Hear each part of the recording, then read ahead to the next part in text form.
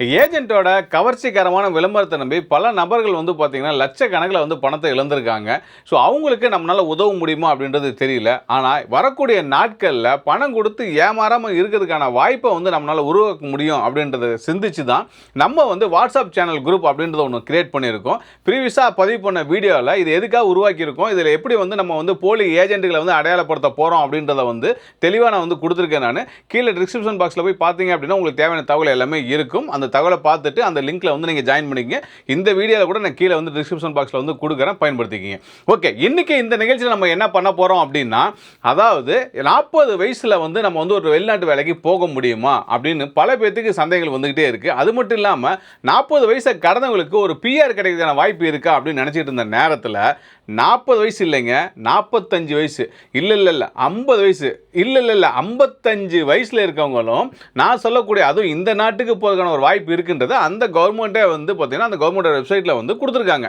அதாவது இந்த நாட்டில் என்ன மாதிரியான வாய்ப்புகள்லாம் வந்து இருக்கு, எந்த ஏஜ் வரலும் உள்ள போறதுக்கான வாய்ப்பு இருக்கு, எந்த ஏஜில் உள்ள போறவங்களுக்கு பிஆர் கிடைக்கிறதுக்கான வாய்ப்பு இருக்கு அப்படின்றது எல்லாமே வந்து நம்ம வந்து டீட்டெயிலாக வந்து கொடுத்துட்றோம். அது மட்டும் இல்லாமல் இந்த போகக்கூடிய நீங்கள் தேர்ந்தெடுக்கக்கூடிய வேலைகளுக்கு வந்து ஐஎல்ஸ் வந்து தேவைப்படுமா, டிகிரி தேவைப்படுமா அப்படின்றதையும் பார்த்தலாம். ஏன்னா இந்த நாட்டுக்கு இப்படி ஒரு வாய்ப்பு இருக்கா அப்படின்றத வந்து நீங்கள் வந்து பல பேருக்கு வந்து சந்தேகங்கள் இருந்துகிட்டே இருந்திருக்கும். அந்த சந்தேகத்தின் அடிப்படையில் நீங்கள் முயற்சி செய்யாமல் கூட இருந்திருப்பீங்க. இந்த நாட்டை பற்றி ஏற்கனவே வந்து பார்த்தீங்கன்னா நம்ம சேனலில் வந்து பதிவு பண்ணியிருக்கோம். அந்த நேரத்தில் அந்த நாட்டில் அன்னைக்கு இருந்த ஒரு வாய்ப்பு சம்பந்தமான தகவலை மட்டும் பதிவு பண்ண நம்ம இன்னைக்கு டீட்டெயில்டான வேலை வாய்ப்புகள் சம்பந்தமான தகவலை வந்து பதிவு பண்ண போகிறோம். குறிப்பாக நான் சொன்ன மாதிரி வந்து 40 வயசு கடந்தவங்க போகிறதுக்கான வாய்ப்புகள் உள்ள துறைகள் எது எது அப்படின்றத ரொம்ப தெளிவாக இதில் வந்து நம்ம பதிவு பண்ண போகிறோம். ஏன்னா அவங்களுக்கு தான் மிகப்பெரிய ஒரு குழப்பங்கள் இருந்துகிட்டே இருக்கும். நம்மளால போக முடியுமா அப்படின்னு சொல்லிட்டு. பட் ஆனால் போகிறதுக்கான வாய்ப்புகள் வந்து இருக்குது அப்படின்றத தெளிவாக நம்ம வந்து பதிவு பண்ண போகிறோம். நிகழ்ச்சிகளை போகிறதுக்கு முன்னாடி அன்பு உறவுகளுக்கு நன்றி கலந்த வணக்கத்துடன் நான் உங்கள் நம்ம தினேஷ் மூர்த்தி. எப்படி இருக்கீங்க? நல்லா இருக்கீங்களா? சாப்பிட்டீங்களா?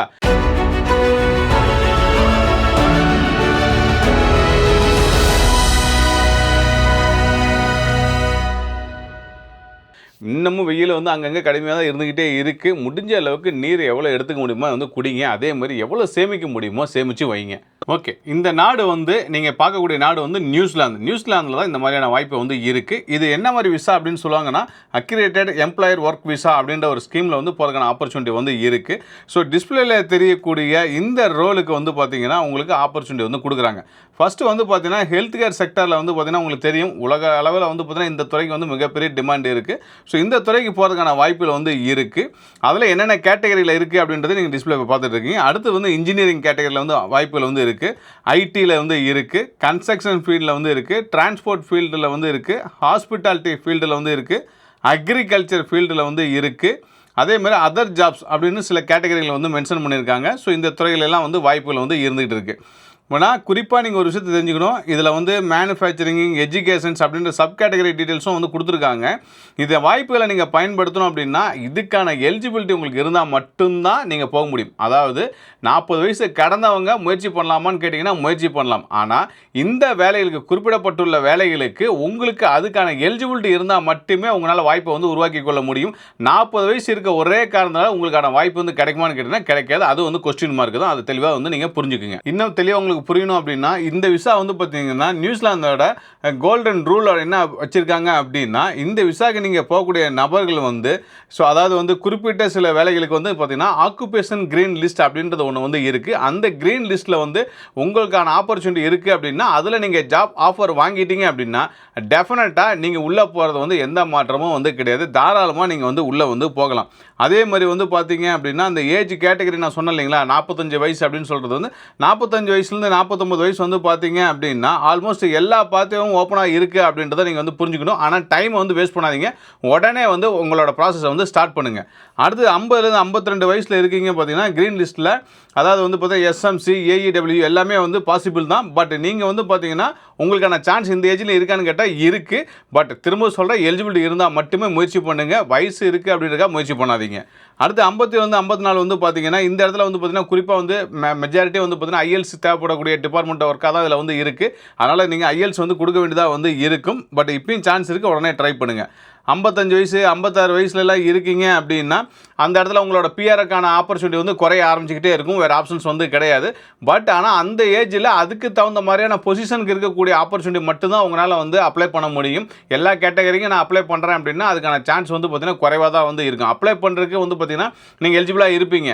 ஆனால் உங்களுக்கு ஆப்பர்ச்சுனிட்டி கொடுக்கறதுக்கான எலிஜிபிலிட்டி இருக்குமான்னு கேட்டிங்கன்னா அந்த இடத்துல வந்து குறைய ஆரம்பிச்சுக்கிட்டே தான் இருக்கும். ஏஜை ஒரு காரணமாக காட்டி நீங்களே வந்து உங்களோட ஆப்பர்ச்சுனிட்டியை ட்ரை பண்ணுறதை வந்து குறைச்சிக்காதீங்க. தயவு செஞ்சு ட்ரை பண்ணுங்க.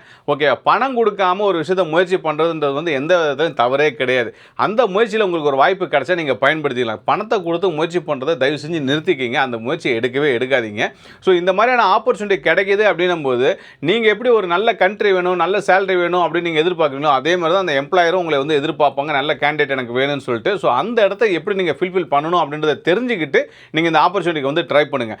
இந்த ஆப்பர்ச்சுனிட்டியில் வந்து பார்த்தீங்கன்னா மெஜாரிட்டி வந்து பார்த்தீங்கன்னா நீங்கள் வந்து படிச்சிருக்கணும் அப்படின்ற ஒரு கண்டிஷன்ஸ் வந்து இருக்குது. அட்லீஸ்ட் டிப்ளமா முடிச்சிருக்கணும், ஒரு யூஜி முடிச்சிருக்கணும், பிஜி முடிச்சிருக்கணும் அப்படின்ற மாதிரியான கிளாஸ்லாம் வந்து இருக்குது. ஒரு சில கேட்டகரிக்கு மட்டும்தான் வந்து பார்த்தீங்கன்னா உங்களுக்கு வந்து அந்த டிகிரி வேண்டாம், எஜுகேஷன்ஸ் வேண்டாம், ஐஎல்ஸ் வேண்டாம் அப்படின்றது இருக்குது. அது ரொம்ப குறைவான பகுதியில் மட்டும்தான் இருக்குது. ஓகேங்களா? எல்லா கேட்டகரிக்குமே வந்து பார்த்தீங்கன்னா இந்த ஆப்ஷன்ஸ் வந்து கிடையாது. அதாவது வந்து நீங்கள் வந்து படிச்சிருக்க வேண்டாம், எக்ஸ்பீரியன்ஸ் வேண்டாம், ஐஎல்ஸ் வேண்டாம் அப்படின்னு அவங்க குறிப்பிடல.